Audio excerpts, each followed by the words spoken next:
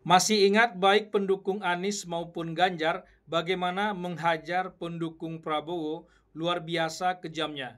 Jangankan untuk membalas, bertahan pun sulit dan nyaris tak sanggup. Yang paling diingat adalah foto Ali Mukhtar Ngabalin dimiripkan dengan foto Fahri Hamzah. Itu bukan lagi serangan berupa ide, tapi sudah mengarah kepada fisik. Untung Fahri Hamzah masih bisa tersenyum dan dengan santai mengatakan, Ngabalin lebih mulia dari saya. Serangan itu langsung kempes. Itu hanya karena Fahri Hamzah tetap setia mendukung Prabowo.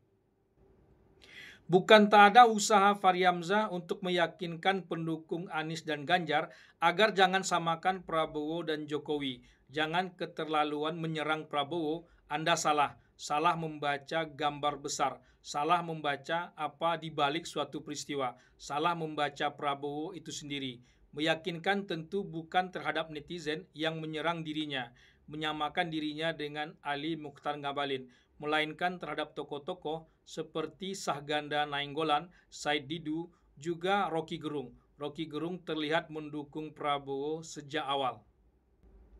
Masih ingat bagaimana Rocky Gerung melemparkan jaket resmi Anies justru di hadapan pendukung Anies sendiri.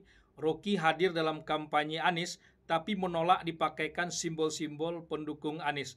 Rocky juga membela Prabowo saat diserang oleh Ganjar dalam sebuah perdebatan. Ganjar tak layak menyerang Prabowo soal HAM, apalagi penilaian Anies 11/100 untuk Prabowo yang justru memenangkan Prabowo itu sendiri.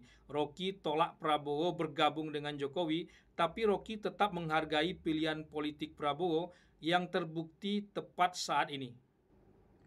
Memang tak mudah menjadi Prabowo, menjadi Fahri Hamzah, dan pendukung lainnya tetap mendukung Prabowo itu belum seberapa. Prabowo pasti lebih getir, tapi Prabowo melewati itu semua dengan sangat baik. Masih ingat bagaimana menginjak karpet merah buat Jokowi saja, Prabowo menghindarinya, apalagi berjalan di depan Jokowi.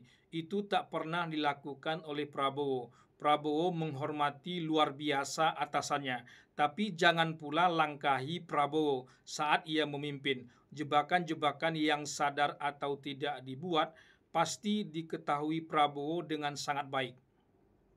Kini para pendukung Anies dan Ganjar pelan-pelan mulai merapat kepada Prabowo. Bahkan Megawati sekalipun yang begitu kokoh, yang rasanya mustahil untuk goyah, perlahan mulai luluh. Megawati dan Prabowo mulai mencair dan seperti tak ada lagi sekat-sekat. Kalau tak akan merapat, mungkin mulai berharap banyak kepada Prabowo setelah apa yang dilakukan Prabowo satu semester ini memimpin. Kadang lebih semangat pula Said Didu dan Sahganda menceritakan tentang Prabowo. Fahri Hamzah mungkin tertawa saja mendengarkannya.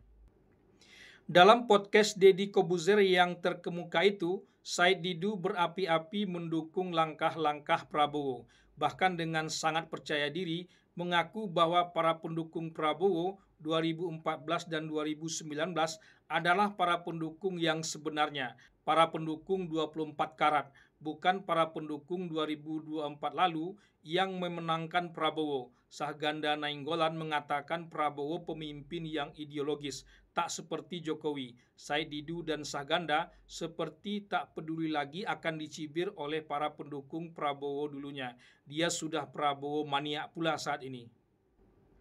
Bayangkan kalau bukan Prabowo yang menang Pilpres lalu, bukan karena Anies dan Ganjar tak sanggup, tapi melihat usaha Prabowo saat ini, alangkah banyaknya pekerjaan rumah untuk memperbaiki negara bangsa ini. Anies dan Ganjar hanya berpengalaman di level provinsi saja. Itu pun dua provinsi yang sulit dikatakan melejit di bawah kepemimpinannya. Prabowo yang memiliki tim yang solid dan setia saja mesti mengerahkan TNI untuk menjaga kejaksaan. Indonesia memang darurat korupsi dan pengerusakan yang mengerikan. 4 perusahaan dicabut izin tambangnya baru-baru ini, tegas dan jelas.